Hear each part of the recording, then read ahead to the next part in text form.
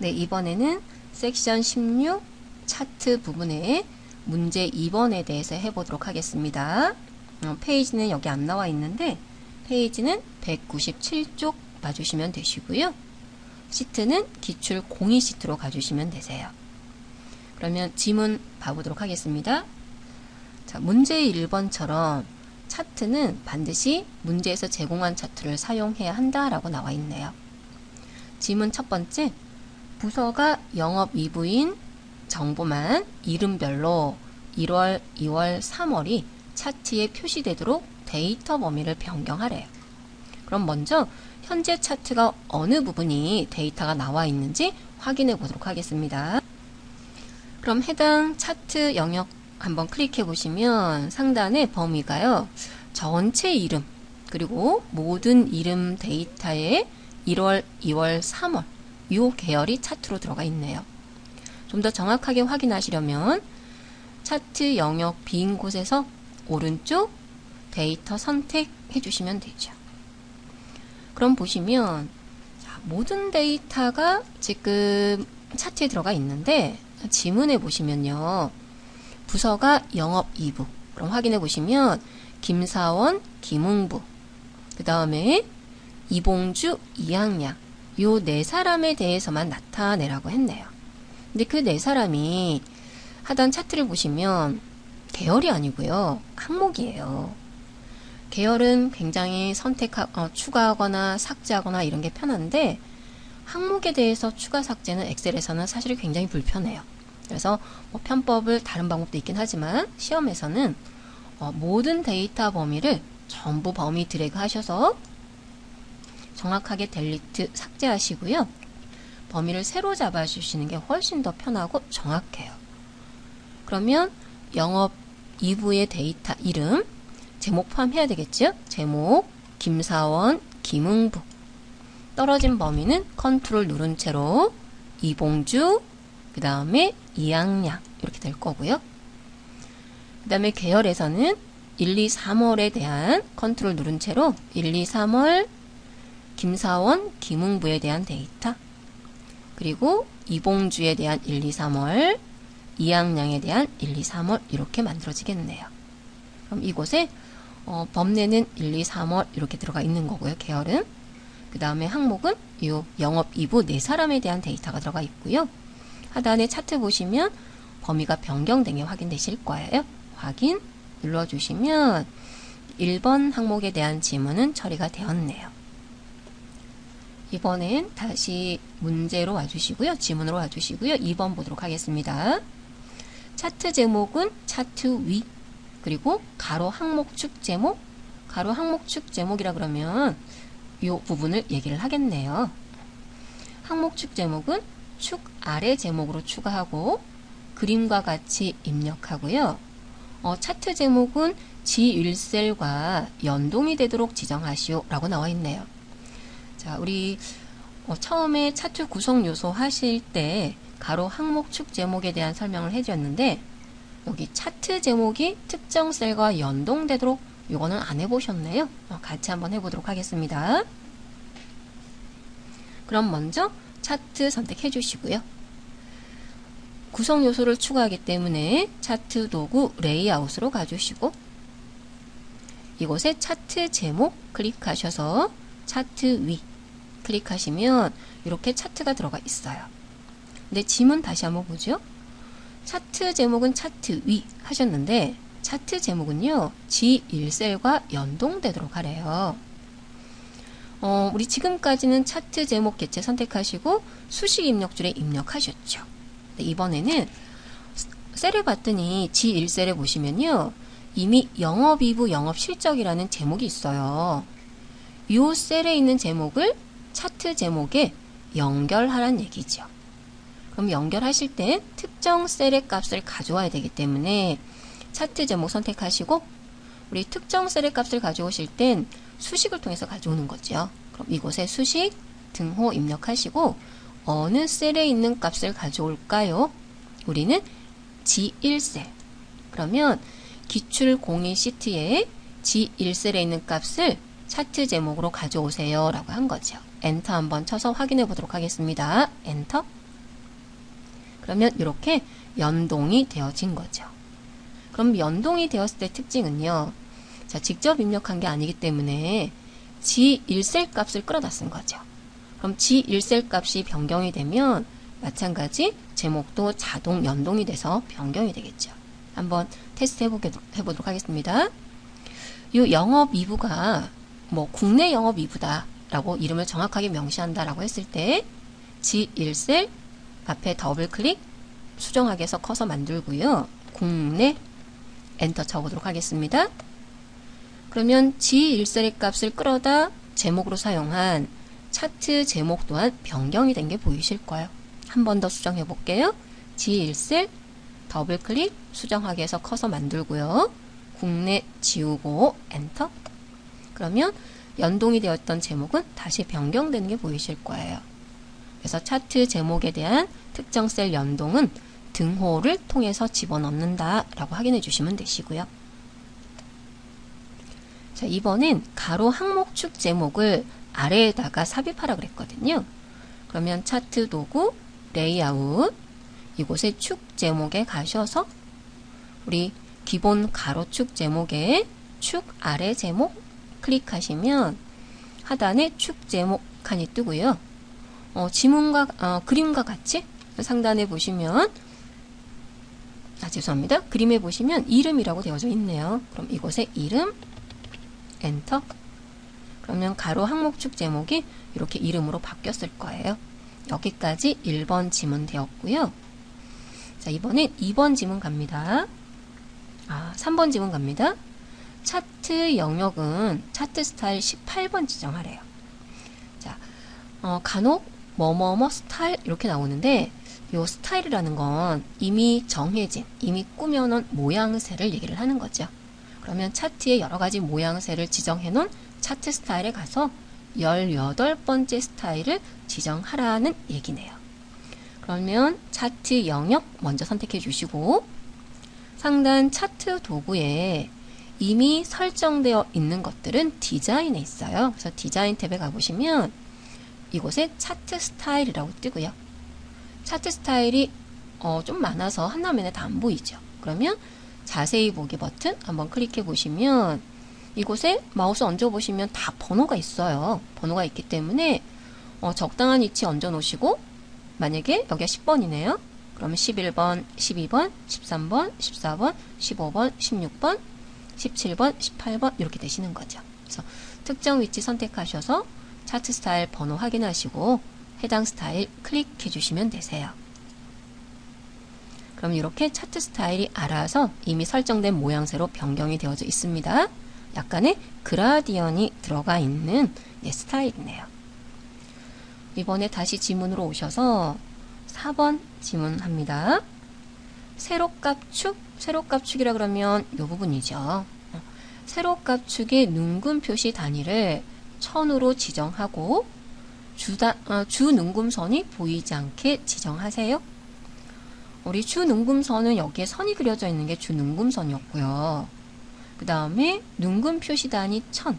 요거는 안 해봤었어요. 이거는 뭐냐면 여기 보시면 10, 20 이렇게 되어져 있는데 실제는 이 단위가 10이 아니라 1000단이란 얘기죠. 그러면 얘는 뒤에 동그라미 3개를 더 붙여서 실제는 만원, 2만원, 3만원 이렇게 되네요. 요 단위 자르는 요 부분에 대해서 알아보도록 하겠습니다. 그럼 다시 차트로 넘어오셔서 요 부분이죠. 세로축 선택해 주시고 세로축에 대한 설정을 하시기 위해서 오른쪽 축 서식 가주시고요.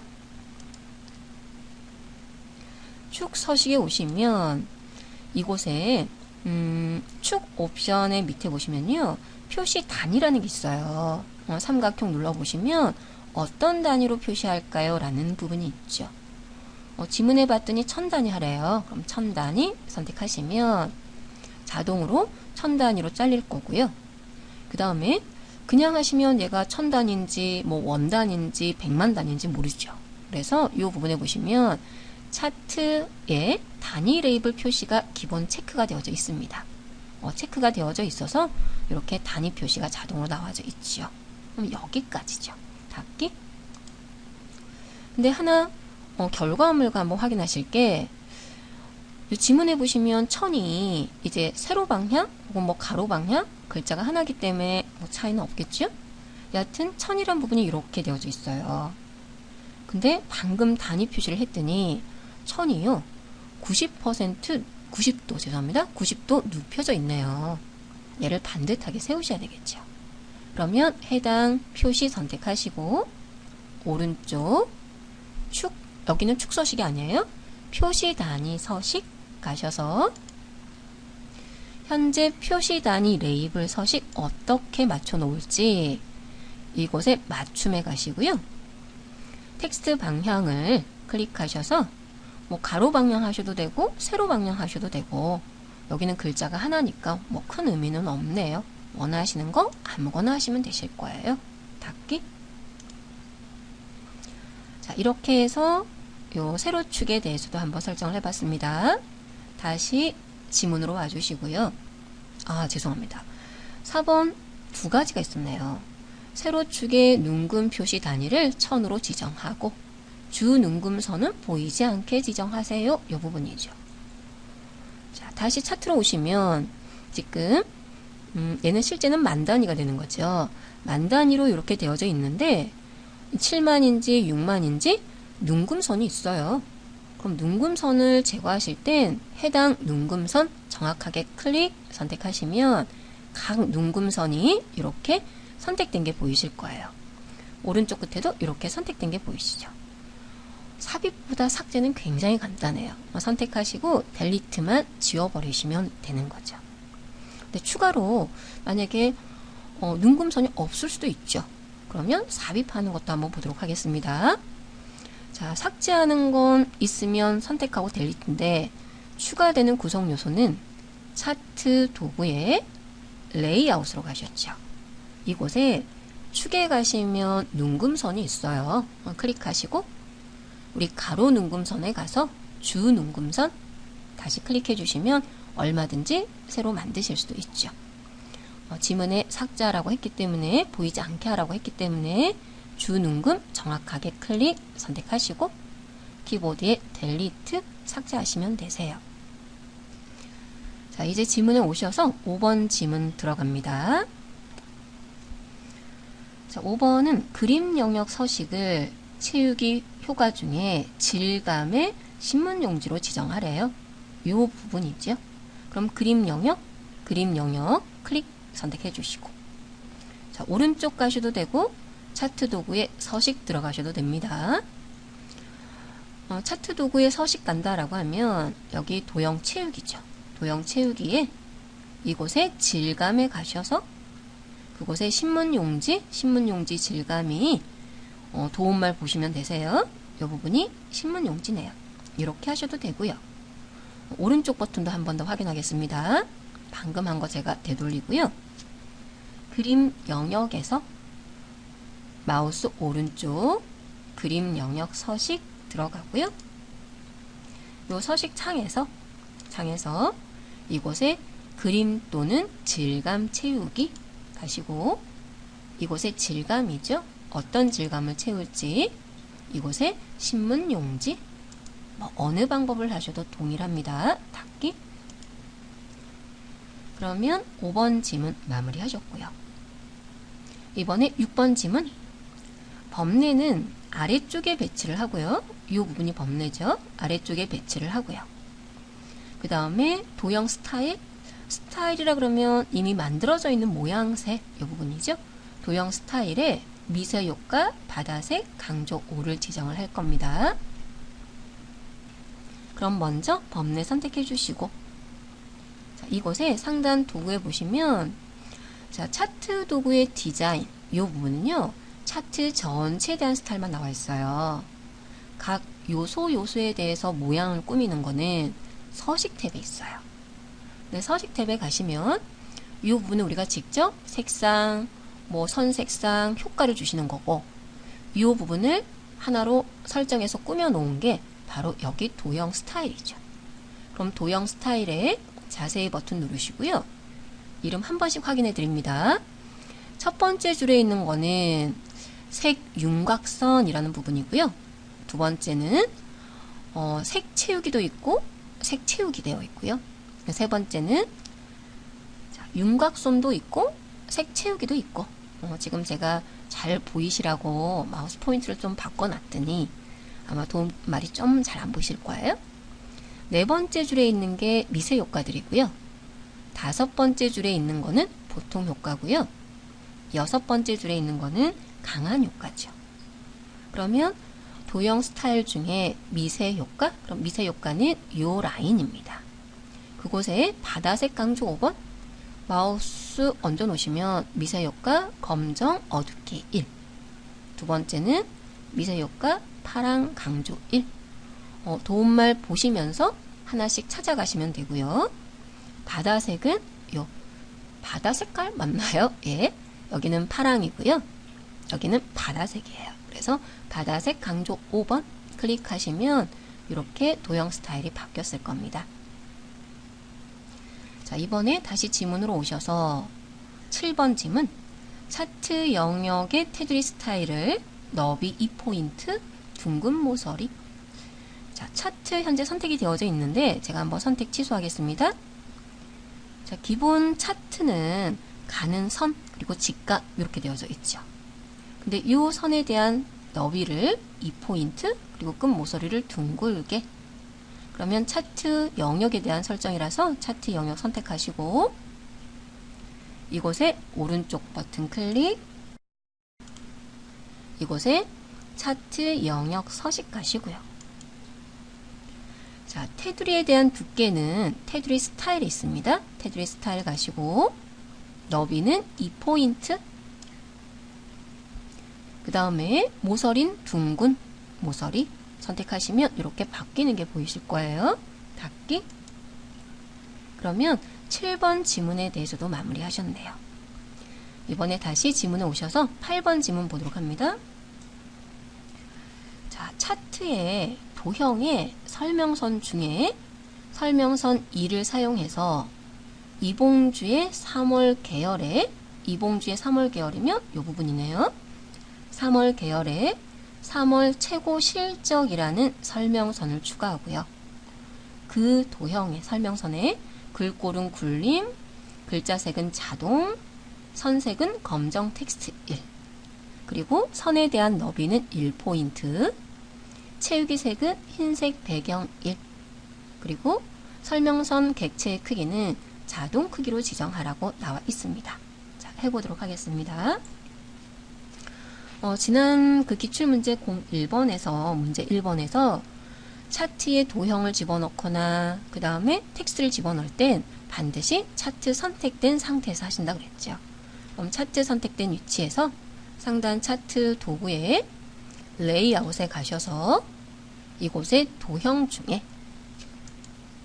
삽입의 도형 가셔도 동일합니다. 도형 중에 설명선에서 설명선인데 마우스 얹으시면 각각 도움말이 뜨기 때문에 뭐 이거는 익숙치 않으시면 하나씩 한번 도움말 보시면서 찾으셔야 돼요.